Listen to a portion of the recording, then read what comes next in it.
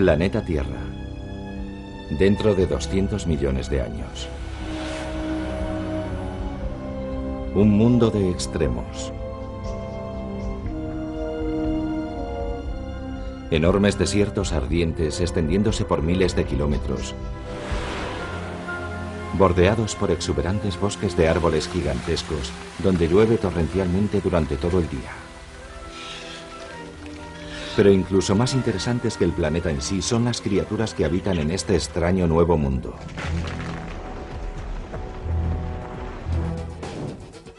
Son diseños completamente nuevos, no se parecen a nada que se haya visto antes en la Tierra.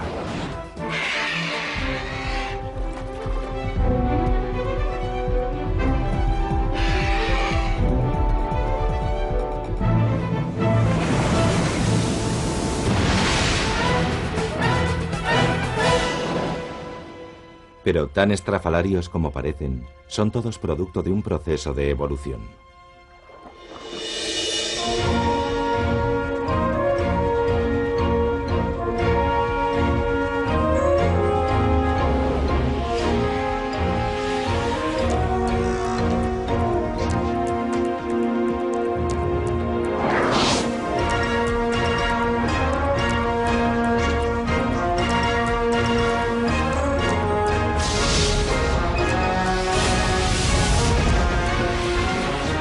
Futuro salvaje.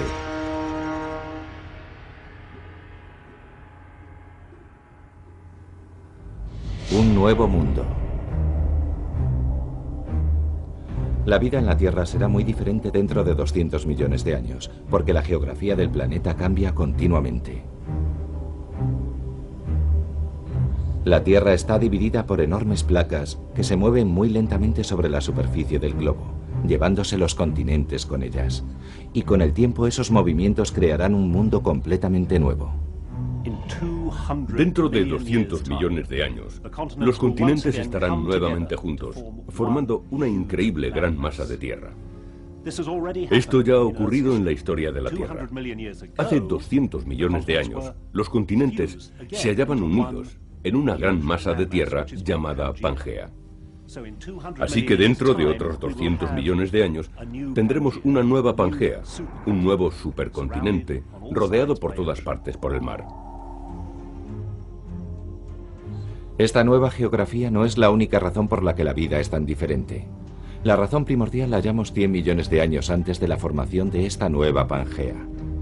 Se le dio a la evolución la oportunidad de experimentar con nuevos diseños, porque una catástrofe hizo borrón y cuenta nueva.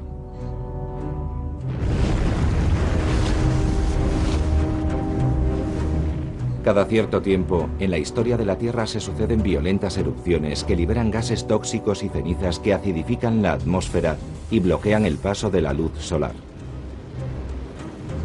Un evento como este resulta desastroso para la vida, una catástrofe biológica, una extinción masiva. Una extinción masiva se da cuando un gran porcentaje de las especies vivas sobre el planeta desaparecen en un periodo muy corto de tiempo. Para un geólogo, un periodo corto puede implicar 10, 15, 20.000 años, pero en relación con los millones de años de los que hablamos es algo así. Todo desaparece. ¿Qué es lo que nos ha quedado? Solo esos pocos organismos que son lo suficientemente generalistas para sobrevivir en ese periodo de transición medioambiental. Así que lo que sobrevive a esa futura extinción de dentro de 100 millones de años puede ser algo que nadie esperaba. Puede ser algo al azar, en el sentido de que nadie lo habría predicho. A medida que todo el ecosistema se colapsa, criaturas que damos por seguras serán barridas del mundo. Los peces pueden desaparecer por completo de la superficie marina. Pero los mares no estarán vacíos por mucho tiempo. 100 millones de años después de la extinción masiva, hay nuevos seres en el océano. Crustacines.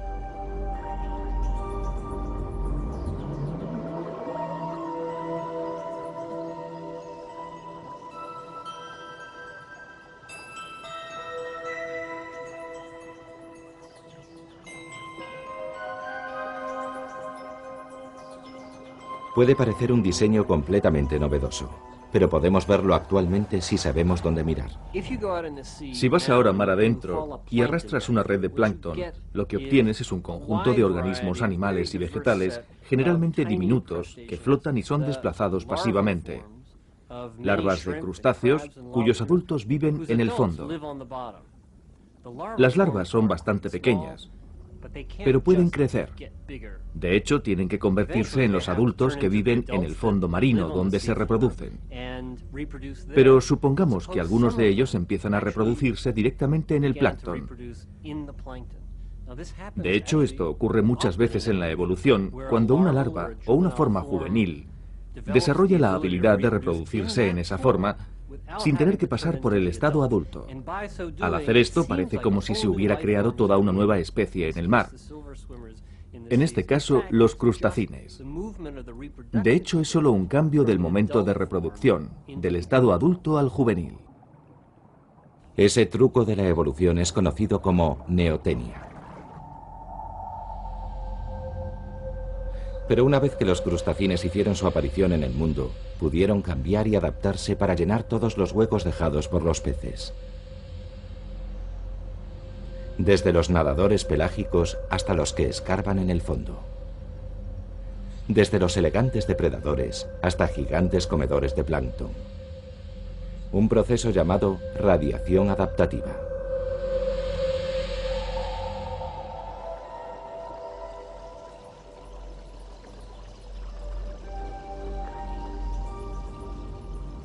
Dentro de 200 millones de años, el océano estará lleno de nuevos diseños.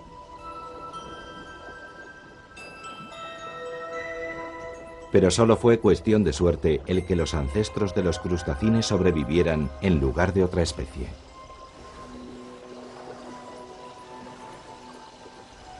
Pero algunas zonas son inmunes a estos desastres, lugares que dan refugio, arcas desde las cuales se podría repoblar la Tierra.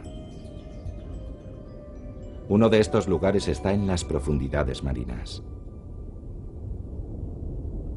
Aquí abajo, por ejemplo, todavía hay tiburones.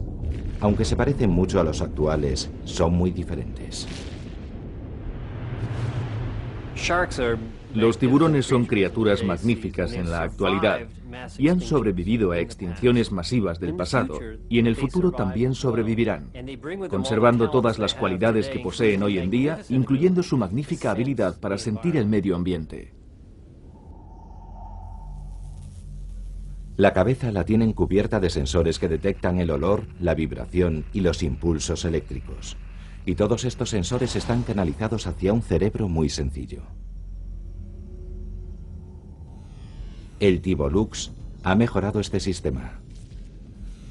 Parches bioluminiscentes en sus costados lanzan destellos cuando recogen una señal. La velocidad de los destellos depende de la potencia de la señal, de forma que los tiburones pueden observarse unos a otros. Se comunican. Cazando en grupo, si un tiburón detecta una señal, aunque sea débil, el resto puede seguirle.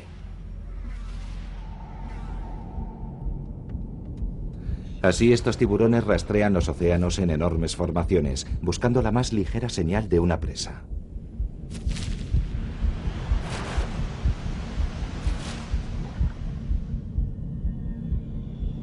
Cuando un tiburón avisa que ha encontrado un rastro, el resto se le une, y el grupo sigue la señal hasta su fuente.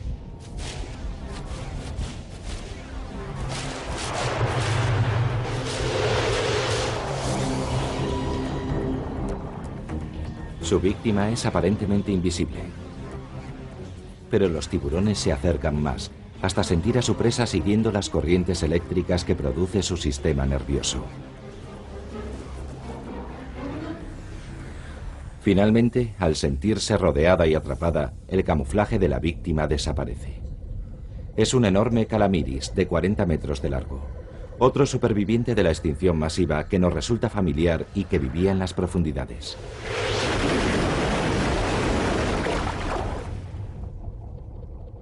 Pero a este calamar arcoíris se le ha acabado el tiempo.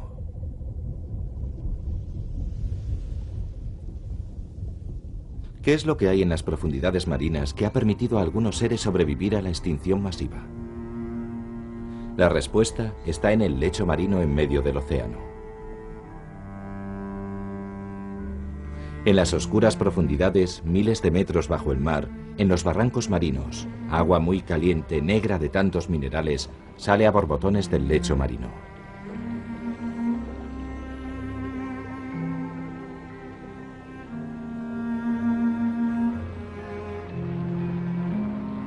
Estas chimeneas de las profundidades marinas están cubiertas de bacterias, que obtienen su energía no de la luz solar, sino de los minerales que hay en el agua.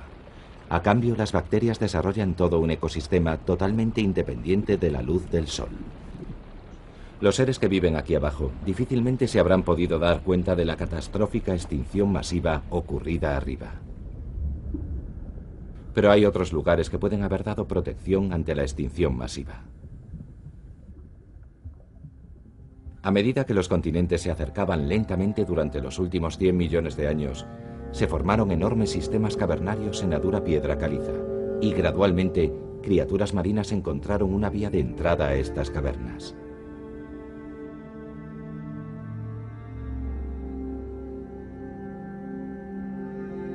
En estas cuevas hay bacterias. Bacterias luminosas que se alimentan de los minerales que se filtran por las piedras calizas. E igual que con las chimeneas de las profundidades marinas, estas bacterias sostienen todo un ecosistema, pero en este caso de gusanos gigantes. Los vermiscuros, gusanos de la oscuridad, se alimentan del manto bacterial, y monstruos aún más grandes se alimentan de los vermiscuros. El megafauces. Un gusano policleto carnívoro de 1 metro de largo.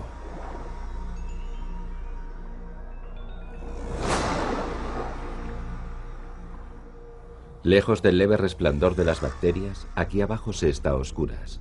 Pero el megafauces no necesita luz para cazar. Un gusano de jardín o agrovermis crea ondas en el agua y el megafauces puede sentirlas. Un rastro como ese dura bastante, y el megafauces puede seguir en la oscuridad más completa y con mortal certeza al agrovermis.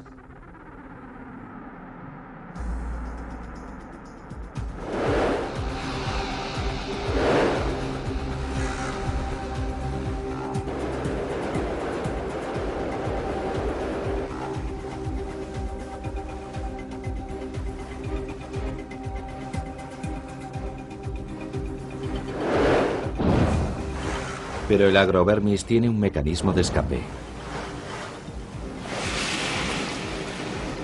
Expulsa una nube de fluido tóxico que confunde al megafauces y le da al gusano tiempo para escapar.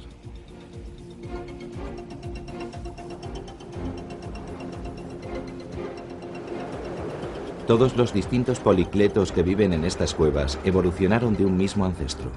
Un gusano marino que sobrevivió a la extinción al encontrar la forma de entrar en el sistema de cuevas. Aquí evolucionó en muchas y variadas especies, todas adaptadas a la vida en perpetua oscuridad. Pero no todas las cuevas son oscuras. En unos pocos lugares se abren a la superficie, formando piscinas. Y esta unión con el mundo superior de la luz del sol es vital para los gusanos de jardín. Viven en el mundo subterráneo para deleitarse con la luz solar, y así es como se alimentan. Este nuevo diseño contiene la combinación de 2 antiguos sistemas de vida. Una planta y un animal viviendo juntos, una simbiosis. Las carnosas estructuras parecidas a una hoja que se extienden desde el cuerpo de los gusanos actúan como verdaderas hojas, ya que están llenas de algas, diminutas plantas unicelulares que convierten la luz solar y el dióxido de carbono en alimento. Es un hecho curioso, pero muchos animales han aprendido a vivir en simbiosis con las algas. Hay incluso gusanos planos que tienen un color verde brillante debido a las algas que contienen. No tienen un estómago normal, absorben la comida directamente y deben reposar al sol para digerir el alimento. Actualmente se encuentran complicados gusanos en algunas playas, donde toman el sol cuando baja la marea.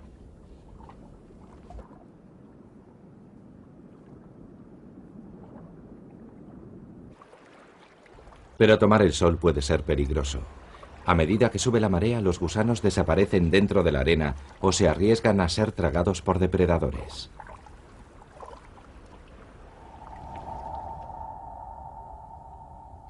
En el futuro, los agrovermis siempre se mantienen cerca de la orilla del agua, por muy buenas razones.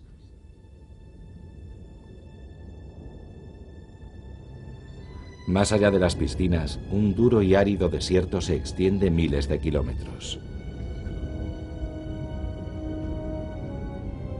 Dentro de 200 millones de años, el 90% de la Tierra es así, un ardiente desierto. Y de nuevo esto es debido a la distribución de los continentes de la Tierra.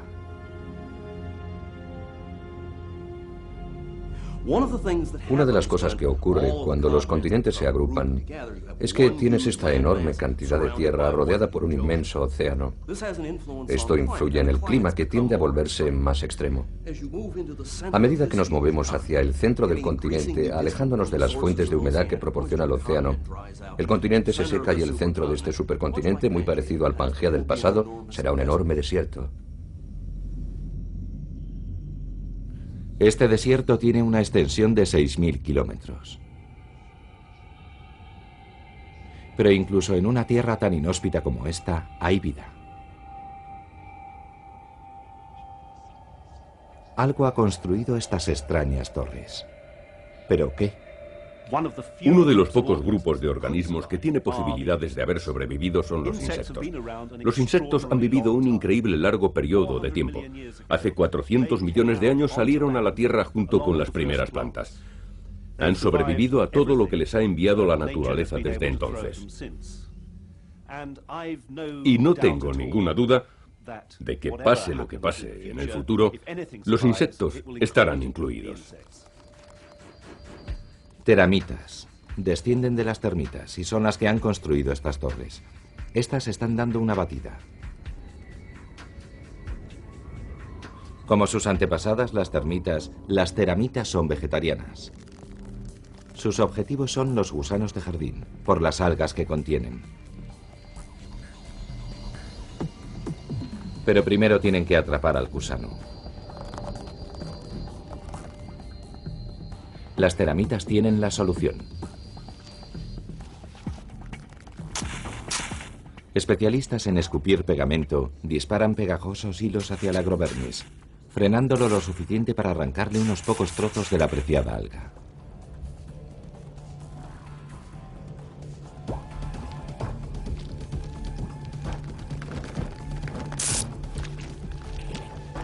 Finalmente el gusano se libera.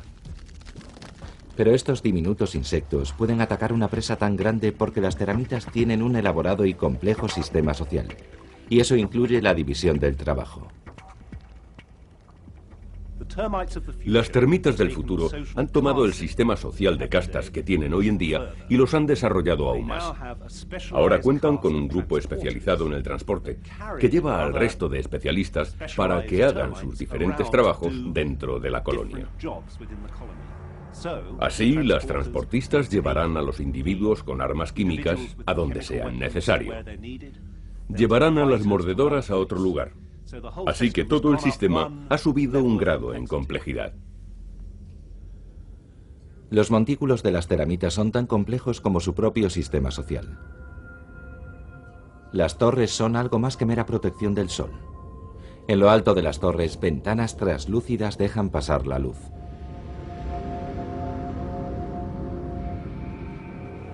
Dentro, las teramitas han construido cámaras especiales, invernaderos con camas de crecimiento para cultivar las algas robadas a los agrovermis.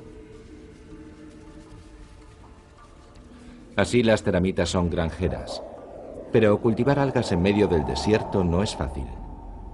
En la base del nido hay una unidad de aire acondicionado. Estas láminas se mantienen húmedas y a medida que se evapora el agua, se enfrían las láminas que a su vez enfrían el aire que está sobre ellas. El aire frío cae y crea una circulación a través de una compleja unión de conductos que llevan al aire rico en dióxido de carbono de las habitaciones nido hacia el invernadero. Pero todo este sistema depende del agua. Para obtener el agua, otra casta de teramitas produce ácido clorhídrico que disuelve la dura piedra caliza.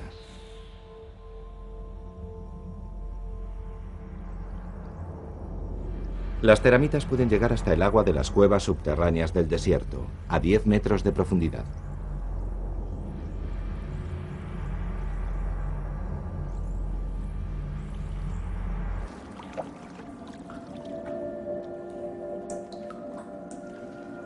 Las teramitas transportadoras usan los túneles para llegar hasta la fuente de agua, donde la recoge otra casta de teramitas, las porteadoras de agua.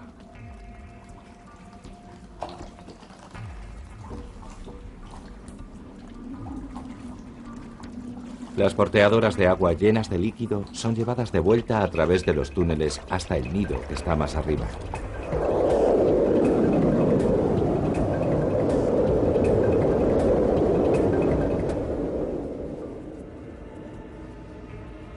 Y aquí, las porteadoras forman un sistema de irrigación con vida propia.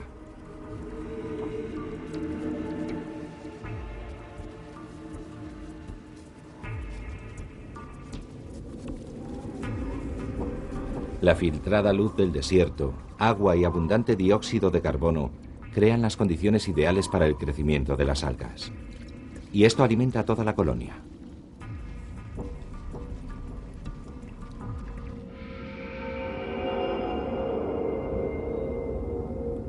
Fuera, con temperaturas que superan los 50 grados, el desierto parece inhóspito e inhabitado en miles de kilómetros a la redonda.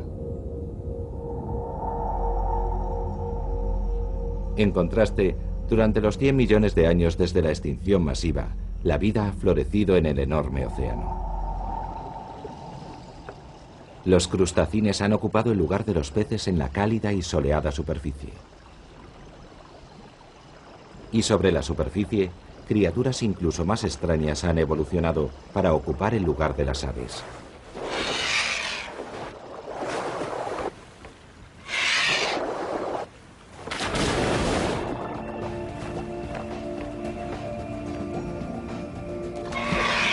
Estas estrambóticas criaturas voladoras son los volamares.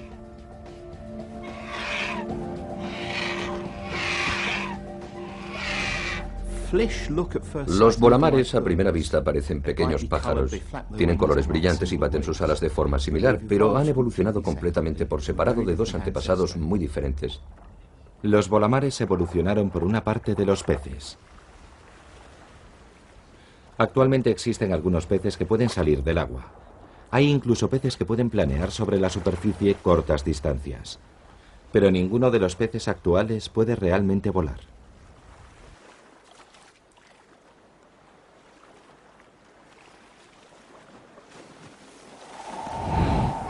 En el futuro, los volamares han desarrollado la capacidad de volar. ¿Pero cómo? En la actualidad, algunos peces han desarrollado músculos alrededor de sus aletas pectorales y usan esas aletas para moverse. Una vez que has aprendido a mover tus extremidades delanteras y has desarrollado musculatura alrededor de la base de estas aletas, lo que implica que puedes hacer fuerza con ellas, salir al aire es muy fácil. Podemos imaginar que el animal salta fuera del agua para escapar de un depredador, un pez más grande que está intentando atraparlo, y la forma más fácil es saltar al aire porque no puede verle. Una vez que lo ha hecho, empieza a agitar sus aletas en el aire para avanzar más.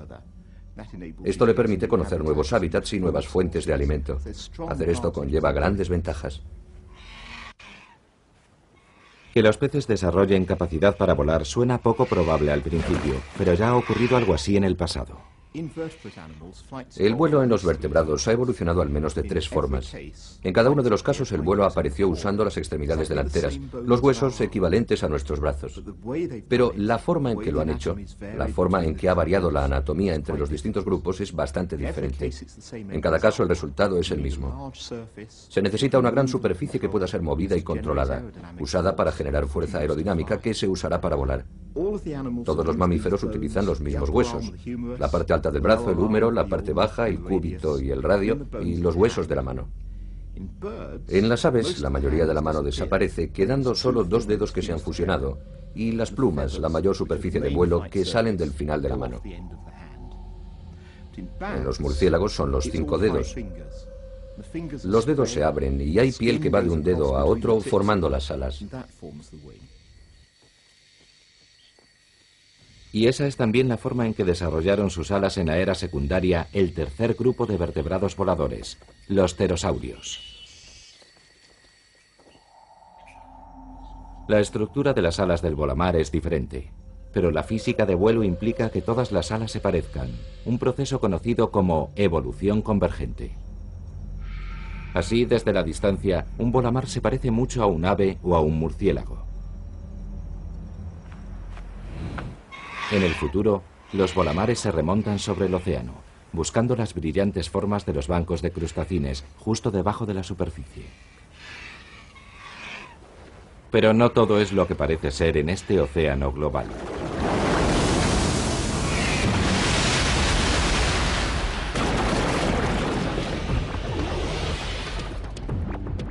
La imagen de los crustacines es un diseño de luz y sombra que cubre el gigantesco cuerpo de un calamiris.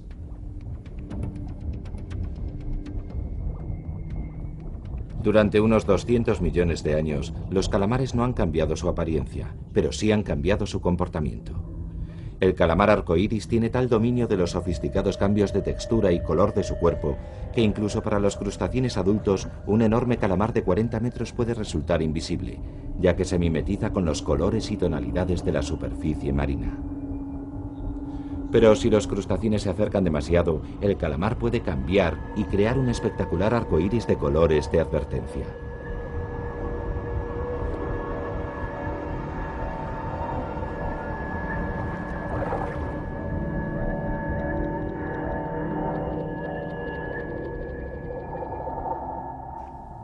Incluso hoy en día los calamares producen increíbles despliegues de color.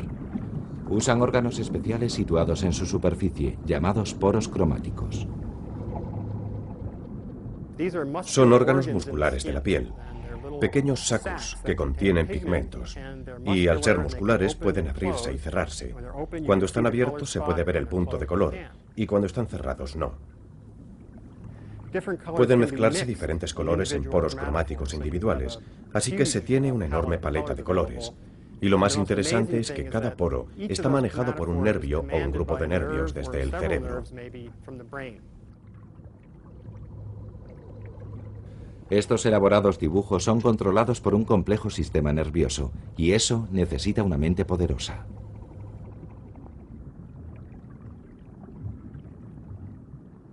Todos los cefalópodos que viven hoy en día son muy inteligentes si comparamos el tamaño de su cerebro con el de su cuerpo, lo cual es un indicador de inteligencia básico cuando se comparan diferentes tipos de animales. Un calamar está a la altura de un pájaro y mucho más arriba que un pez, por ejemplo. Dentro de 200 millones de años, si su tendencia a desarrollar su sistema nervioso centralizado continúa como ha sido hasta ahora, los calamares se convertirán en seres muy inteligentes. Los calamares del futuro serán capaces de crear sofisticados diseños. Incluso puede que utilicen sus cuerpos para comunicarse como si fueran grandes pantallas de vídeo.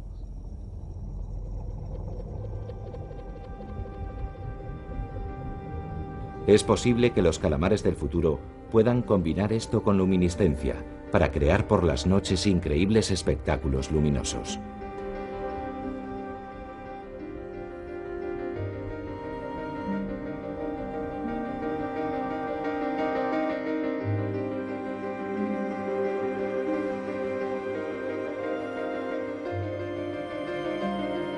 Estos espectáculos podrían ser empleados para conseguir pareja cuando los machos compiten por una hembra. Muestran su inteligencia con la creación de espectaculares diseños, y la hembra escoge al macho con el diseño más brillante y complejo.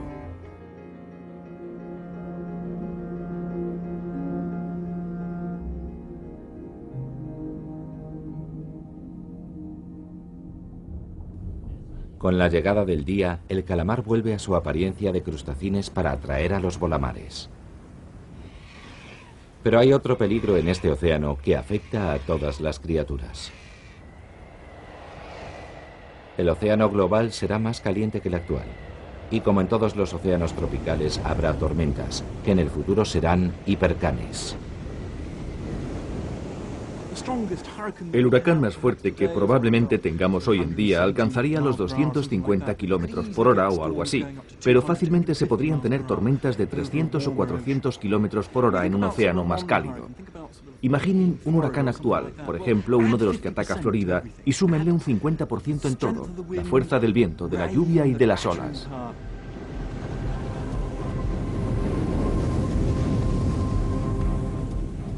Cualquier cosa que sea atrapada por la tormenta, como un volamar, no podrá hacer nada contra los poderosos elementos.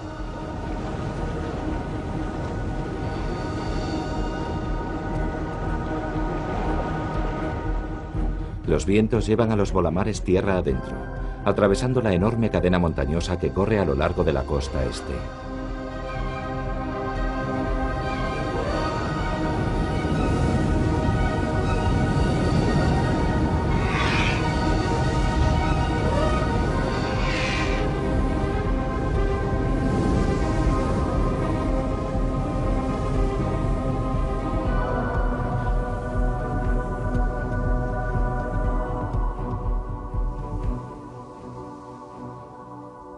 Y cuando la tormenta se calma, los volamares aterrizan en un lugar muy diferente, donde nunca podrán sobrevivir: un desierto.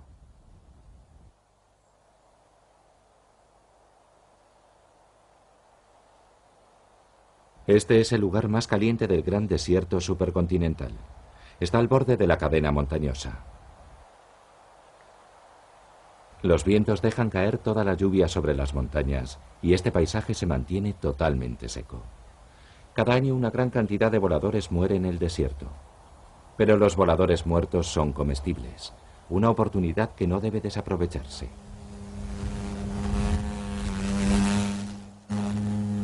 Los escaraplanos han evolucionado para alimentarse exclusivamente de volamares muertos, pero primero tienen que encontrarlos.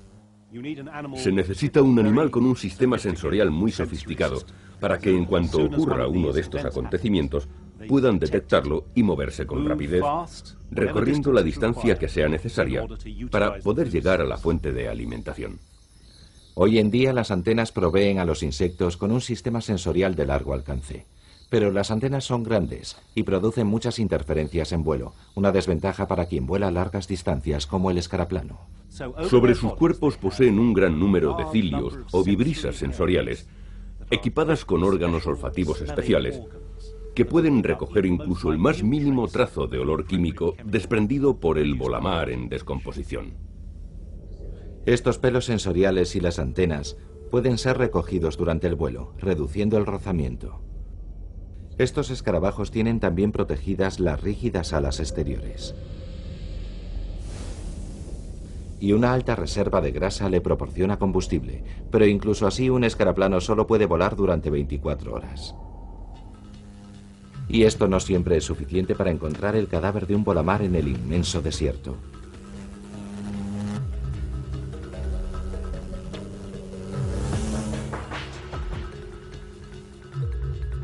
Pero cuando lo encuentra, la historia no llega a su fin. Este volamar ya tiene dueño: un necorboro.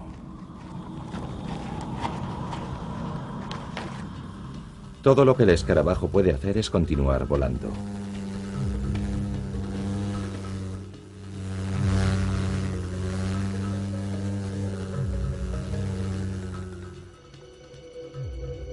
Durante el día, las altas temperaturas mantienen fuera de la vista a casi todas las criaturas del desierto.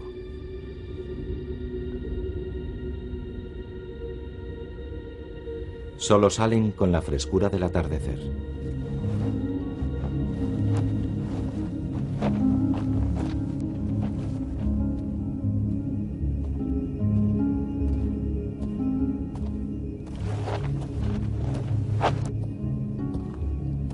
Estos son saltaroles, caracoles saltarines de medio metro de altura. Estos caracoles habitantes del desierto parecen una poco probable desviación de la evolución, pero son factibles. Actualmente existen caracoles saltarines con concha, pero viven bajo el agua. Y los caracoles por lo general no se mueven así. Los caracoles de tierra se mueven sobre una película viscosa, pero esto necesita agua, algo muy escaso en un árido desierto. En lugar de deslizarse sobre un lecho viscoso que simplemente malgasta proteínas y la preciada agua, estos caracoles desarrollarán un pie musculoso, un musculoso pie de fuerte piel con el que pueden saltar y desplazarse por la tierra, como los canguros. Eso les permite colonizar grandes extensiones del desierto, buscando arbustos.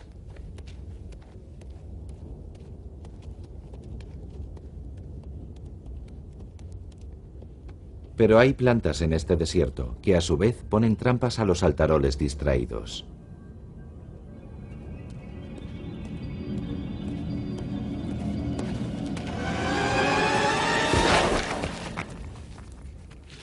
Esta es una plantamorte de cuello de botella, grande, venenosa y carnívora.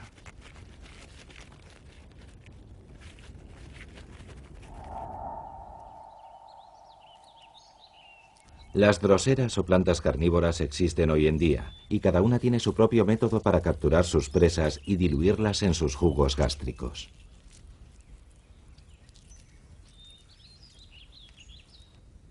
Entonces, ¿en qué se diferencia la plantamorte de cuello de botella del futuro?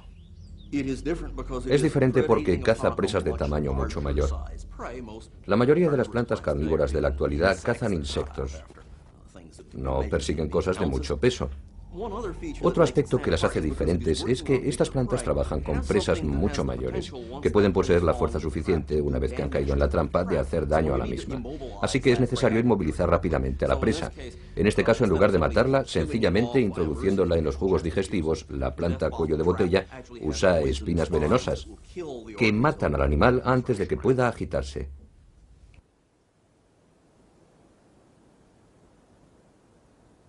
Durante las horas siguientes, la planta digerirá al desafortunado saltarol y recompondrá su trampa, haciendo crecer de nuevo la tela.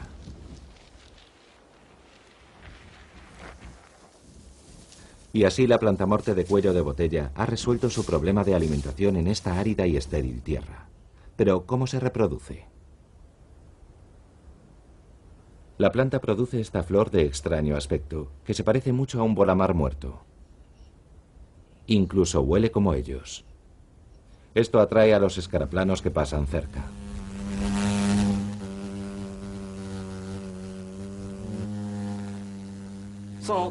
Cuando el escaraplano se acerca, atraído por el olor y la apariencia que le hacen creer que ha encontrado comida gratis, y se dirige a lo que cree que es una herida en el cuerpo del bolamar muerto, cae en otra especie de trampa carnívora, solo que esta está llena de semillas.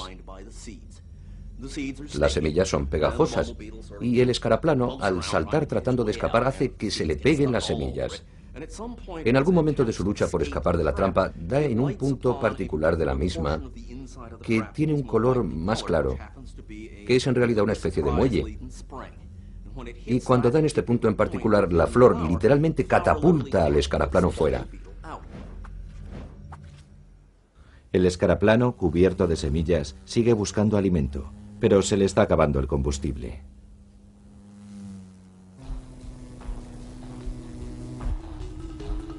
Un bolamar muerto atrae escaraplanos de todas partes del desierto. Es necesaria hasta la última gota de energía para luchar por el premio. A medida que luchan, las semillas de la plantamorte cuello de botella caen alrededor del cuerpo del bolamar, el único fertilizante en un desierto baldío.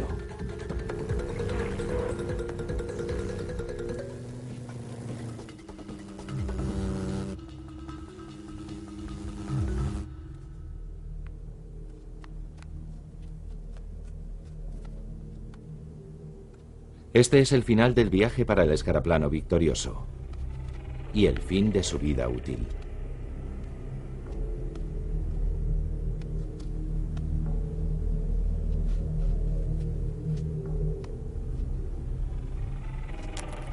Su agotado cuerpo se abre para mostrar necorboros. Los necorboros son de hecho larvas de escaraplanos que han estado creciendo y alimentándose dentro de su madre, incluso mientras ésta buscaba un bolamar. Ahora se adentran en el cadáver para completar su ciclo vital y convertirse en escaraplanos antes de que el ardiente sol seque el cuerpo del volamar.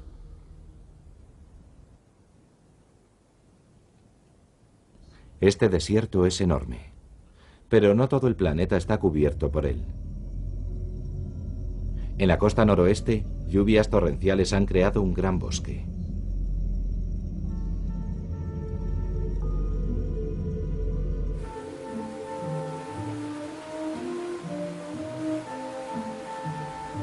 Árboles enormes, en especial coníferas, dan sus frutos bajo la lluvia continua. Pero ¿por qué llueve tanto y durante tanto tiempo? Dependen de los vientos del noroeste, pero esos vientos traen grandes cantidades de agua.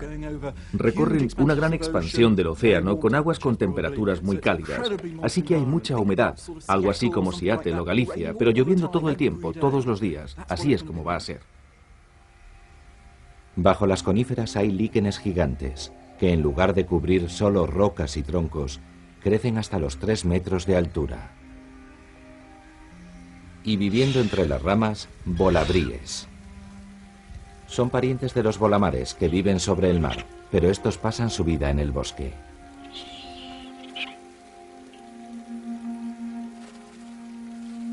Por las noches se cuelgan de las ramas boca abajo.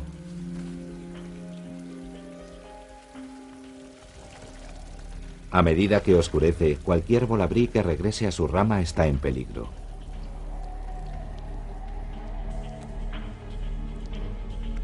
Esto es un Micoprotos.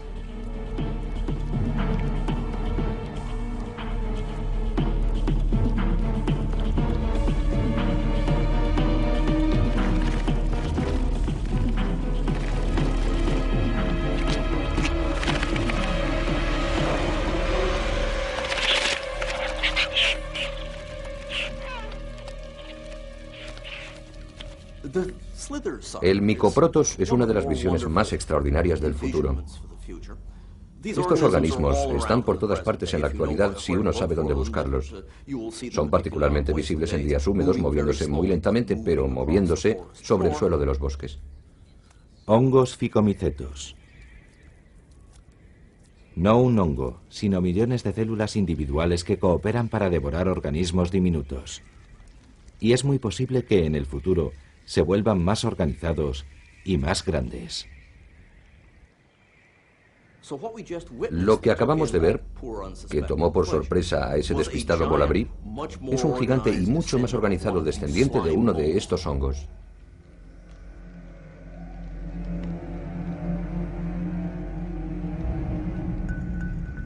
El Micoprotos necesita reproducirse y distribuirse por nuevas áreas. Así que se transforma en algo que parece una fruta carnosa de un líquen, para conseguir la ayuda de un gigante del bosque.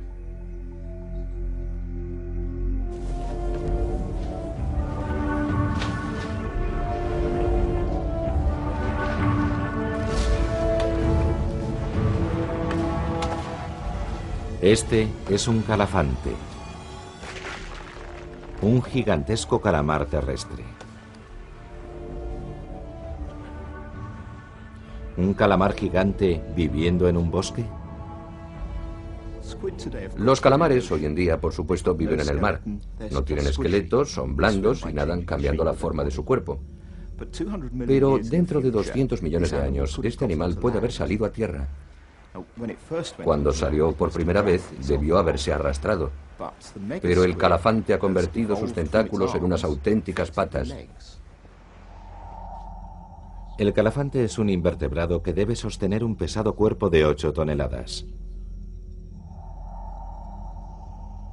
Cada pata está completamente hecha de músculo. Cuando el calamar apoya todo su peso, los músculos se contraen. Los músculos no pueden comprimirse, así que el calamar soporta sus 8 toneladas de peso solo con el poder de los músculos. Los vertebrados suelen tener 2 patas y los grandes mamíferos 4. Pero pese a que los calafantes tienen 8, son muy parecidos en cuanto a forma y tamaño. Sin embargo, se mueven de forma bastante diferente a cualquier otro animal. No puede mover indistintamente todas sus patas porque se caería. Pero si mueve las patas frontal y trasera de un lado y las patas centrales del otro, y luego mueve las otras 4, siempre mantendrá el equilibrio y las patas no chocarán entre sí, con lo cual podrá moverse hacia adelante. Es una forma de caminar que no vemos en ningún otro animal. Sus tentáculos han evolucionado en patas, pero como sus ancestros, el calafante sigue teniendo 2 brazos suplementarios, que son utilizados para coger frutos carnosos de las ramas de los líquenes. Los calafantes han desarrollado una buena capacidad de visión del color, por lo que pueden ver objetos brillantes en la oscuridad del bosque. Pero, ¿os acordáis del Micoprotos? Ha cambiado su forma para parecer un fruto carnoso. Y sigue en la rama, esperando. No es un disfraz perfecto, pero es lo suficiente como para engañar a un calafante. El Micoprotos ha engañado al calafante para que lo transporte sin pagar nada a cambio. Se apodera de su anfitrión como un extraño alienígena de ciencia ficción.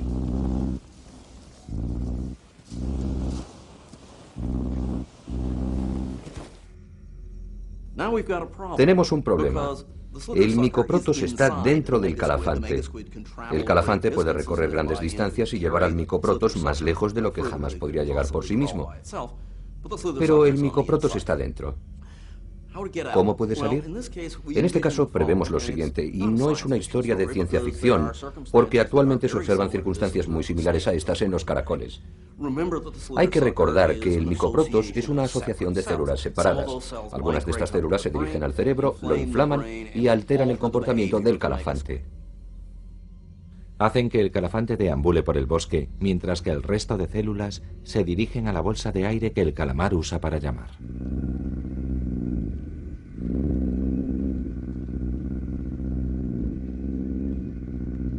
Lo único que debe hacer el calafante es estornudar, y las células del Micoprotos han encontrado un nuevo hogar.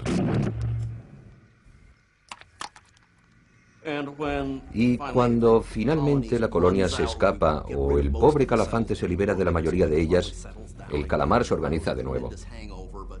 En un principio con resaca, pero se recupera y sigue con sus quehaceres. Los calamares pudieron invadir la Tierra porque la extinción masiva acabó con la competencia, y a la naturaleza no le gustan los vacíos. La evolución respondió creando seres de diseño radicalmente nuevos. Pero hay otra forma en la cual la vida puede responder a las nuevas oportunidades: la inteligencia. De hecho, los calamares tienen ya suficiente cabeza, y el ágil y arbóreo calabón es el calamar más listo de los alrededores.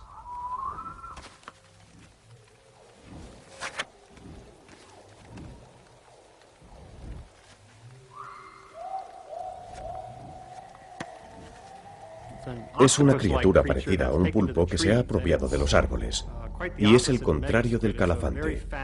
Es básicamente un ser que se balancea rápida y ágilmente. Usa sus largos brazos para ir de rama en rama y puede hacerlo porque está libre de algo que constriñe a los vertebrados cuando cuelgan de los árboles: su limitada flexibilidad.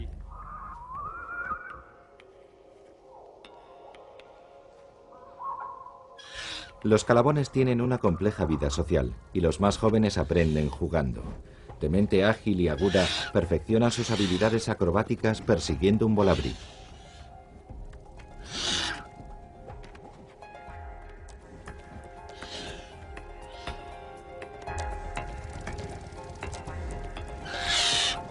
Pero aún tienen que aprender sobre los peligros del bosque.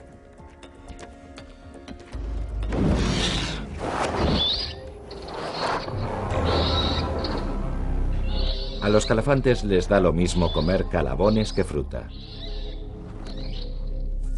Pero la comunidad de los calabones no abandonará a su cría.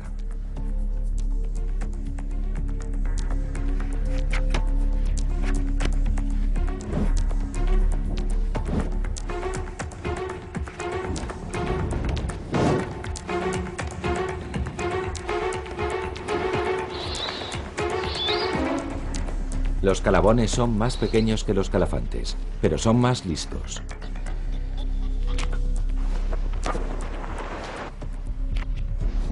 Hostigan al calafante acribillándolo con todo lo que encuentran, distrayéndolo. Finalmente agarran a la cría y la ponen a salvo. ¿Podría ser este el inicio de una nueva sociedad inteligente? Si va a haber una continuación del desarrollo de la inteligencia dentro de 200 millones de años, apuesto por los cefalópodos. Una criatura como el calamar ha sobrevivido durante los 3 billones de años de la evolución de los cefalópodos, consiguiendo mejores y más grandes cerebros. Y no hay razón para creer que va a dejar de hacerlo.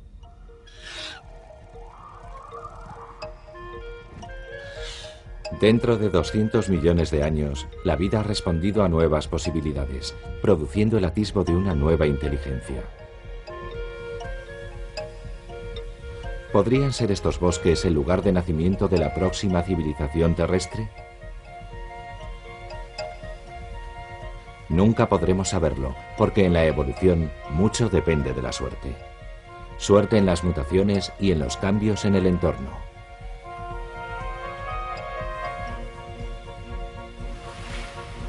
Incluso nuestra propia especie, toda nuestra civilización, existe debido a un accidente.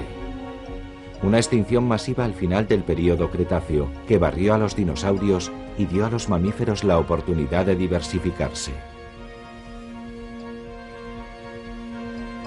No podemos estar seguros de que las criaturas que acabamos de ver se desarrollarán dentro de 200 millones de años, pero sabemos que la evolución podría crear criaturas tan o aún más fantásticas.